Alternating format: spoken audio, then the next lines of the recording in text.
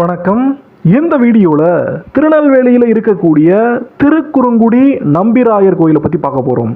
திருக்குறுங்குடி அழகிய நம்பி, திருக்குறுங்குடி நின்ற நம்பி, திருக்குறுங்குடி வைஷ்ணவ நம்பி அப்படின்னு இந்த கோயிலில் இருக்கக்கூடிய பெருமாளுக்கு ஏகப்பட்ட பேர் இருக்கு. பெருமாள் கோயில் அப்படின்னு சொன்னால் 108 வைணவ திவ்ய தேசஸ்தலங்கள் முக்கியத்துவம் பெறும். அதில் ஒரு முக்கியமான கோயிலாக ஒரு ஆழ்வாரால் இல்லை 4 ஆழ்வார்களால் பாடப்பட்ட ஒரு முக்கியமான திவ்ய தேச கோயிலாக இந்த திருக்குறுங்குடி நம்பி கோயில் இருக்குது.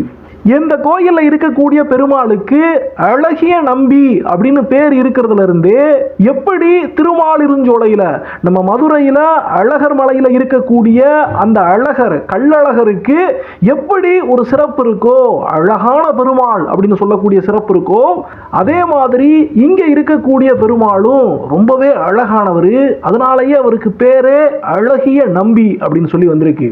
இந்த கோயிலுடைய சிறப்பு என்ன அப்படின்னு சொல்லி கேட்டோம்னா சிற்பம் சிற்பம் சிற்பம் சிற்பத்தை மட்டுமே சொல்லலாம். ஏகப்பட்ட கோயில்கள் சிற்ப கலைகளை எடுத்து சொல்லும் விதமாக இருக்குது அப்படின்னு சொன்னா அத்தனை கோயில்களும் நம்ம விரல் விட்டு எண்ணக்கூடிய அத்தனை கோயில்களுக்கும் சிற்ப கலைக்கே ஒரு உதாரணமாக இந்த கோயில் இருக்கு அப்படின்னு சொல்லலாம். யாழி மண்டபம், அந்த யாழி மண்டபத்தில் 2 யாழிகளுடைய வாய்க்குள்ள இருந்து கல் பந்து சுத்த முடியும். ஆனா யாழியுடைய வாய்க்குள்ள இருந்து அந்த பந்தை எடுக்க முடியாது. அப்படிப்பட்ட சிற்பங்கள், ஒற்றை கல்லால் செய்யப்பட்ட அந்த யாழியுடைய வடிவங்கள், அப்புறம் பெண்களுடைய வடிவத்தாலேயே செய்யப்பட்ட யானை, பறவைகளுடைய வடிவத்தாலேயே செய்யப்பட்ட குதிரை, இப்படி சொல்லிக்கிட்டே போகலாம். 2000க்கும் மேற்பட்ட சிற்பங்கள் இந்த ஒரு கோயில்ல திருநெல்வேலியில் இருக்கக்கூடிய திருக்குறுங்குடி நம்பிராயர் கோயில் இருக்கு. இந்த சிற்பங்களை பத்தி எல்லாம் நம்ம விலாவரியா பேசுறதை விட இந்த வீடியோ முழுக்க பார்ப்பீங்க.